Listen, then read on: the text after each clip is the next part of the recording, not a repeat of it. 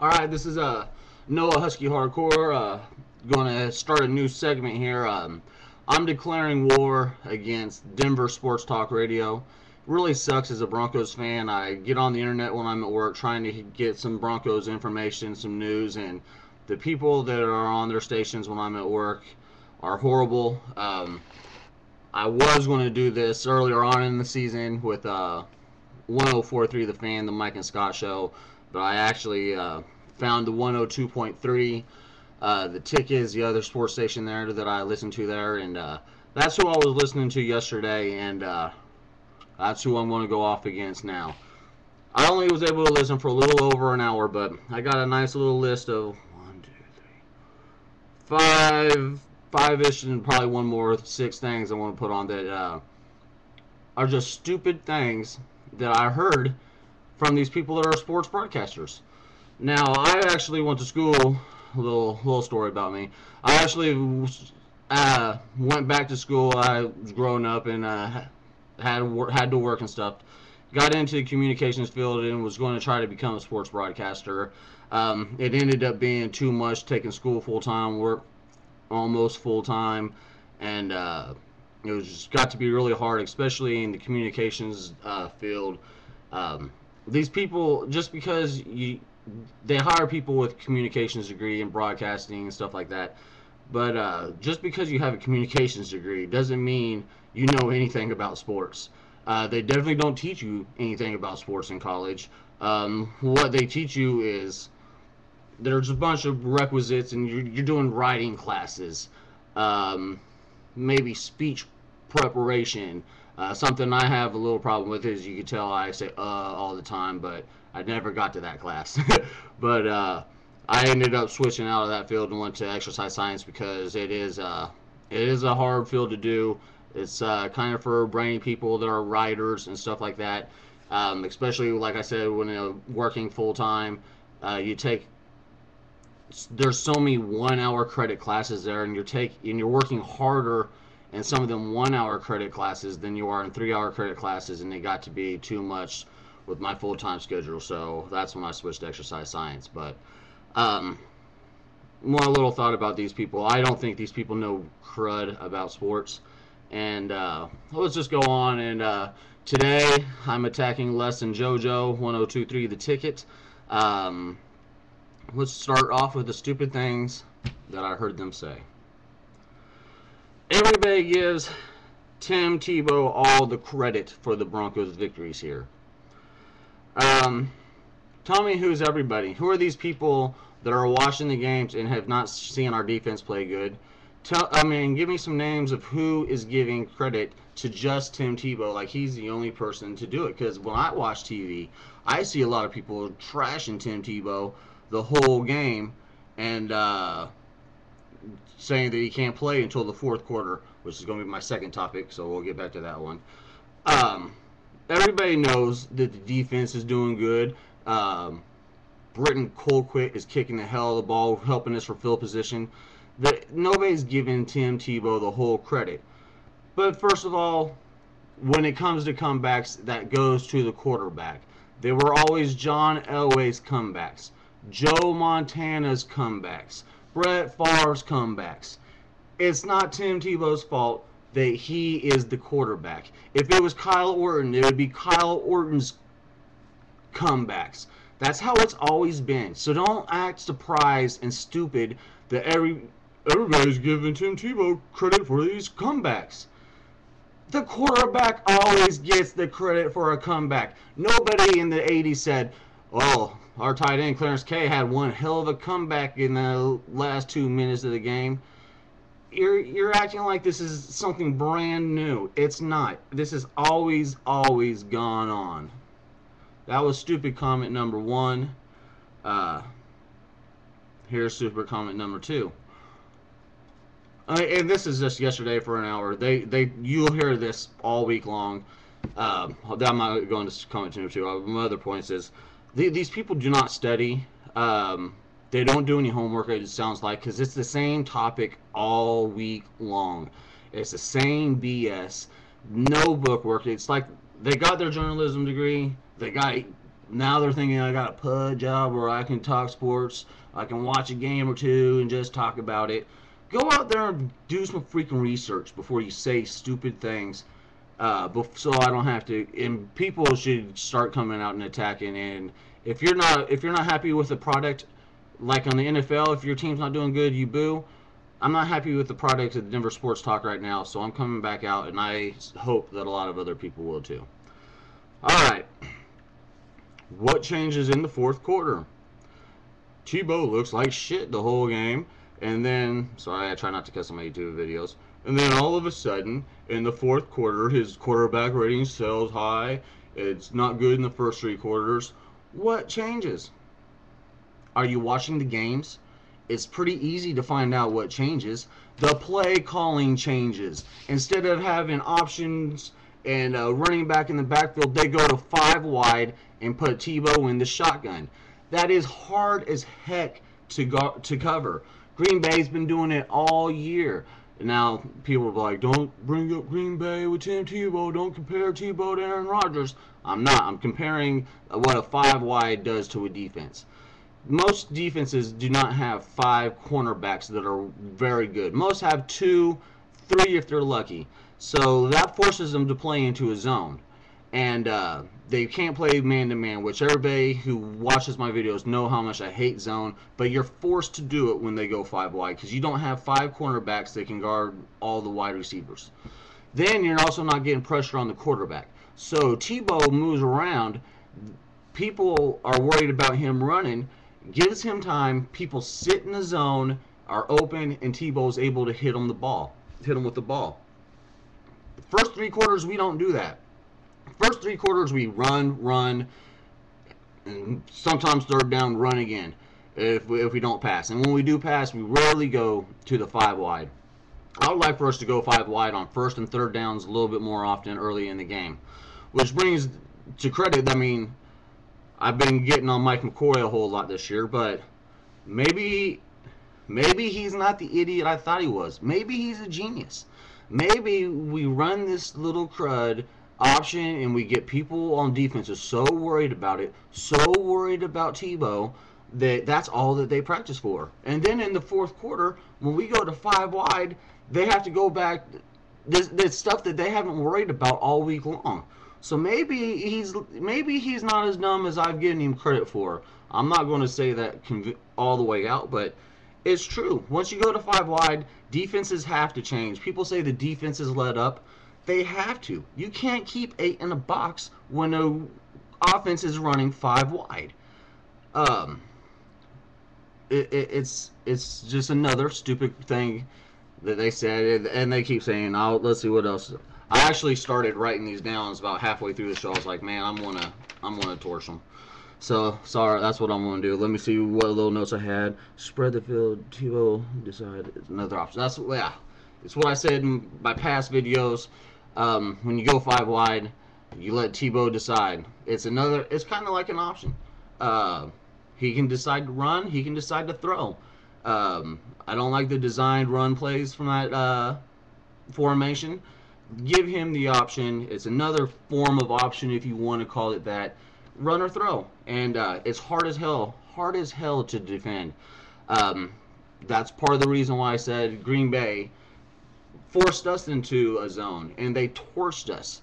And you might notice that Denver's defense started playing a little bit better when Chris Harris started emerging as our third cornerback. Because without a third cornerback, we only had two, and you can't play man to man. You can't play man to man as often as we are now. Since we've been playing good defense, we've been playing man to man. A lot of that has to do with Chris Harris stepping up his game, and that's why he looks better in the fourth quarter. I'm trying to give you all little lessons, eating up a lot of time on this. All right, what's the third thing? Oh, this was great. Tim Tebow had nothing to lose, while Fox had everything to lose, switching over to this offense and putting Tebow in. Actually, that's BS. And the way that you stated it, they both had the same thing to lose, their job. If Tebow would play like crap, he would lose his job. And to tell you the truth, John Fox would not lose his job if Tebow played like crap.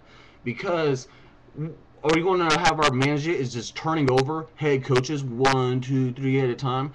Fox is going to be our coach for at least 3 years, no matter how bad he does. At least 2 years if he's stunk terribly. He'll be our coach for at least 3 years now with how things are going, probably for a lot longer. John Fox had less to lose than Tim Tebow. It was be easy because they wanted Tebow to quit to be out anyways when we first started, supposedly. Uh, they were wanting him to fail, supposedly, is what these sports people are saying. Um, no. Tebow had more to lose than John Fox. Another stupid thing, and I don't know. Like I said, I don't know if you think before you talk. Sometimes I don't, so I understand it kind of happens. But again, a stupid comment. All right, I'll go skip over this one. This one was about the Chiefs, but we'll skip over that one and we'll go to: can Denver compete against teams like Pittsburgh, the Jets when healthy, and Baltimore when it comes to the playoffs? Well, let's go to the Jets when healthy. I don't remember there being a major injury to the Jets when we played them the first time.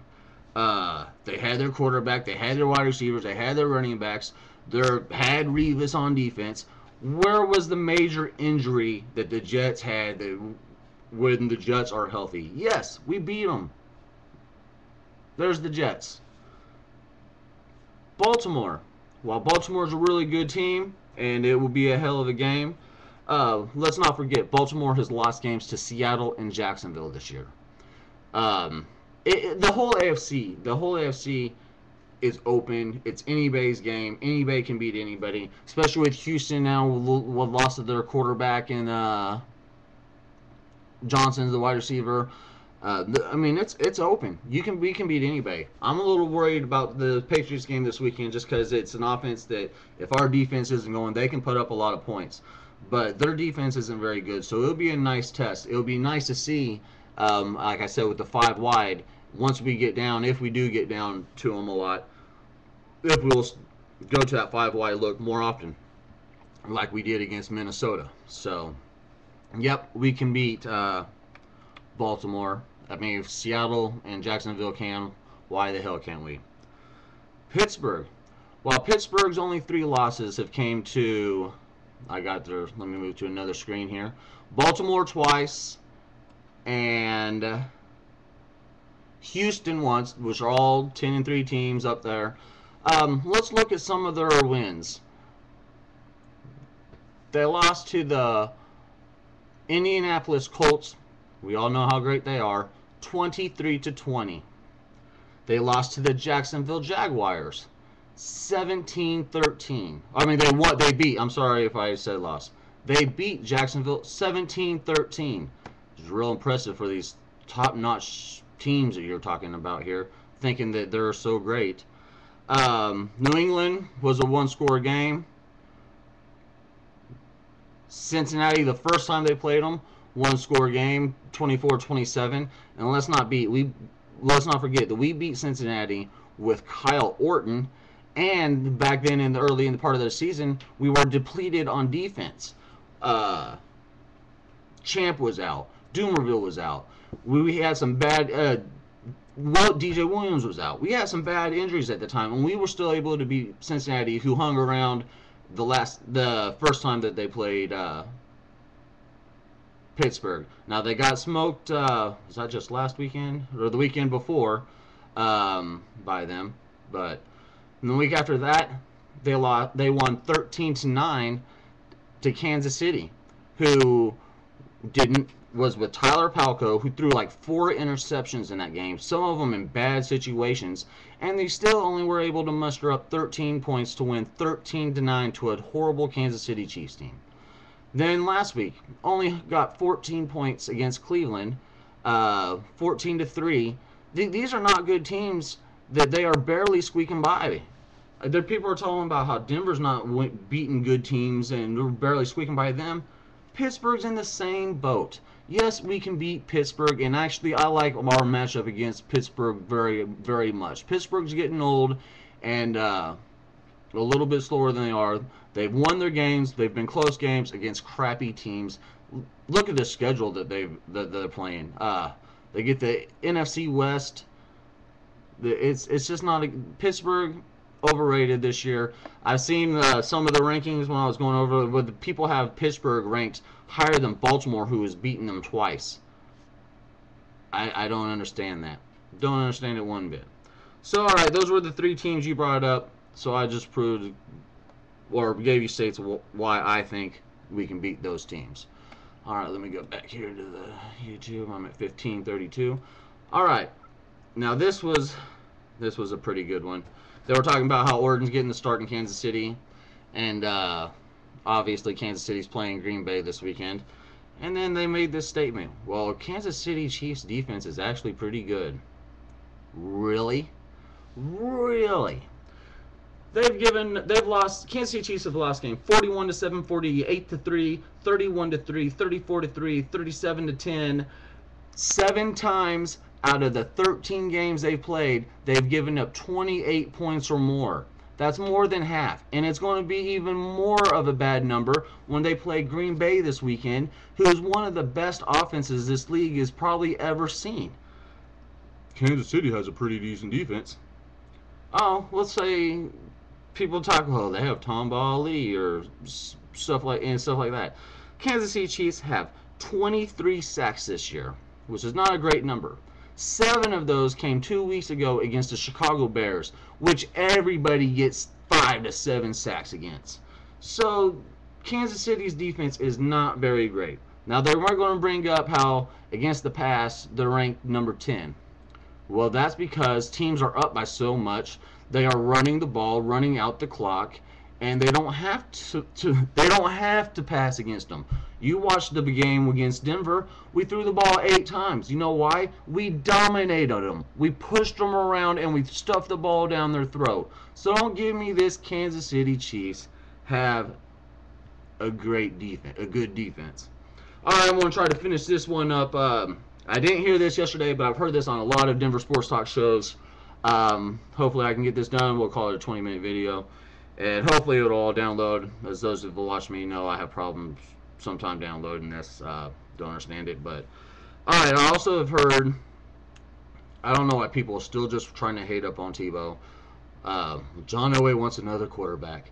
Don't you think John Elway knows a little something about being a quarterback in the NFL? Yes, I do think John Elway knows a little something about being a quarterback in the NFL. And this is actually a point that I tried to bring out in my Minnesota post-game video that never came out. Like I said, I've been having problems with the downloading and previewing and things. Yes, I do think John Elway knows a little something about quarterback. I also think Michael Jordan is the greatest basketball player to have ever played. I think Michael Jordan knows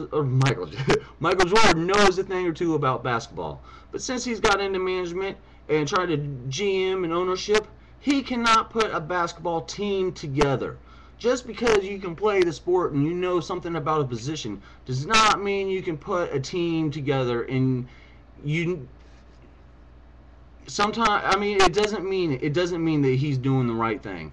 Which right now it sounds like he's starting to come around to Tebow's side. He's going to work with Tebow in the offseason. I think Tebow's our man. And every week these people are trying to run Tebow out of town. Every freaking week. What can the kid do? He looks like trash for 3 quarters and then looks good in the 4th quarter. Well, now I've told you why that has happened. And I'm sorry. I get, you guys watch my videos. I normally just statement things, but this is really bad sports talk radio that you have in Denver, and you guys are getting screwed over by it. I love sports talk radio. Like I said, I was going to try to make it my career. We have some idiots here in Kansas City too, but if you got time and you're at work, go to 810 WHB from, it's 10 to 2 Central Time, and listen to the Seren Petro show on 810 Sports, the program. Now, he's a nerdy guy. He's a journalist, but he studies. He reads books that knows about this stuff. That's the kind of nerd that he is. He doesn't just go home and cake through this thing. He studies. He knows what he's talking about. And to me, it's the best sports talk sports talk show in the nation. So, all right, this is running. I don't want to go too much over 20 minutes. tomorrow, let's see if I got somebody else to attack. War against Denver Sports Talk Radio. Take one. I'll talk to y'all later. Bye.